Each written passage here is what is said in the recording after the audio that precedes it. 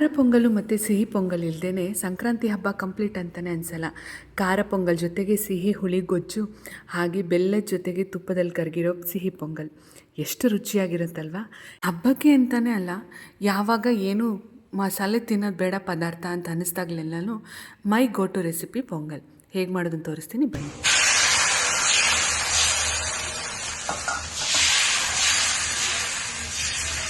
ನಮಸ್ತೆ, welcome to Shivamogga kitchen. ಮೊದಲಿಗೆ ಖಾರ ಪೊಂಗಲ್ ಮಾಡೋದು ಹೇಗೆ ಅಂತ ತೋರಿಸ್ತಾ ಇದ್ದೀನಿ. ಒಂದೇ ಸರಿಗೆ ಎರಡೂ ಮಾಡ್ಕೋಬೋದು, ಆದರೆ ನಾನು 2 ದಿನ ಶೂಟ್ ಮಾಡಿರೋದ್ರಿಂದ ಖಾರ ಪೊಂಗಲ್ ಮತ್ತು ಸಿಹಿ ಪೊಂಗಲ್ನ ಬೇರೆ ಬೇರೆಯಾಗಿ ತೋರಿಸ್ತಾ ಇದ್ದೀನಿ. ಒಂದು ಕಡಾಯಲ್ಲಿ 1 ಲೋಟ ಹೆಸರುಬೇಳೆ, 1 ಲೋಟ ಅಕ್ಕಿನ ಹಾಕ್ಕೊಂಡು, ಹೆಸರುಬೇಳೆ ಕಲರ್ ಚೇಂಜ್ ಆಗಿ ಘಮ ಘಮ ಅನ್ನತ್ತೆ. ಅಕ್ಕಿ ಸ್ವಲ್ಪ ದಪ್ಪ ಆಗುತ್ತೆ, ಅಲ್ಲಿ ತನಕ ಅದನ್ನ ಹುರ್ಕೋಬೇಕು. ಆಮೇಲೆ ತೊಳೆದು ಅದನ್ನ ಒಂದು ಕುಕ್ಕರಲ್ಲಿ ಸೇರಿಸ್ಕೊಂಡಿದ್ದೀನಿ.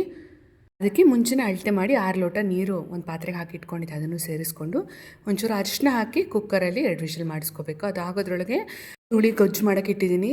ಎಣ್ಣೆ ಕಾದ್ಮೇಲೆ ಸಾಸಿವೆ, ಶುಂಠಿ, ಹಸಿಮೆಣಸು, ಕರಿಬೇವು ಎಲ್ಲ ಚಟಪಟ ಅಂದಮೇಲೆ ಹುಣಸೆ ಹಣ್ಣಿಂದು ಪಲ್ಪ್ ತಗೊಂಡಿದ್ದು ಅದನ್ನು ಹಾಕಿ 2 ಲೋಟ ನೀರು ಹಾಕಿ, ಜೊತೆಗೆ ಉಪ್ಪು, ರುಚಿಗೆ ತಕ್ಕಷ್ಟು ಬೆಲ್ಲನೂ ಹಾಕ್ಕೊಂಡು ಮೇಲಿಂದ ಒಂಚೂರು ಅಚ್ಕಾರದ ಪುಡಿನೂ ಸೇರಿಸಿ ಚೆನ್ನಾಗಿ ಕುದಿಸ್ಕೋಬೇಕು. ಗೊಜ್ಜು ಸ್ವಲ್ಪ ದಪ್ಪ ಆಗೋಕ್ಕೆ 1 ಚಮಚ ಅಕ್ಕಿ ಹಿಟ್ಟನ್ನು ನೀರಲ್ಲಿ ಕದಡಿ ಸೇರಿಸ್ಕೊಂಡಿದ್ದೀನಿ. ಅದನ್ನು ಹಾಕಿ ಚೆನ್ನಾಗಿ ಕುದಿಸಿ ಒಲೆ ಆಫ್ ಮಾಡಿದ್ರೆ ಗೊಜ್ಜು ಕೂಡ ರೆಡಿ.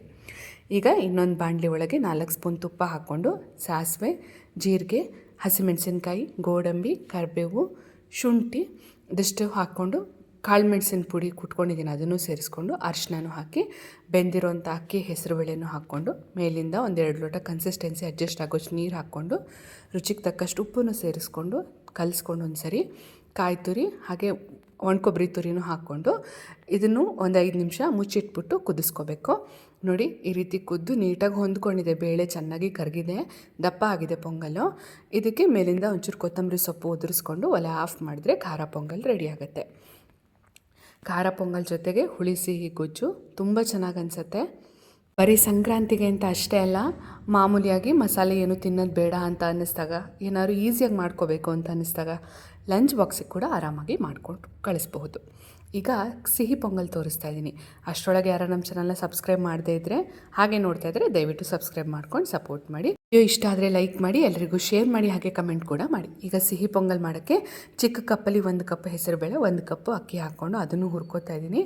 ಹುರಿದು ಅದು ಖಾರ ಪೊಂಗಲ್ ಥರನೇ ಅಕ್ಕಿ ಸ್ವಲ್ಪ ದಪ್ಪ ಆಗಿ ಹೆಸರುಬೇಳೆ ಕಲರ್ ಚೇಂಜ್ ಆಗಿ ಘಮ ಬರೋಕ್ಕೆ ಶುರು ಆದಮೇಲೆ ಅದನ್ನು ಆಫ್ ಮಾಡಿ ತೊಳೆದು ಒಂದು ಕುಕ್ಕರಿಗೆ ಹಾಕ್ಕೊಂಡಿದ್ದೀನಿ.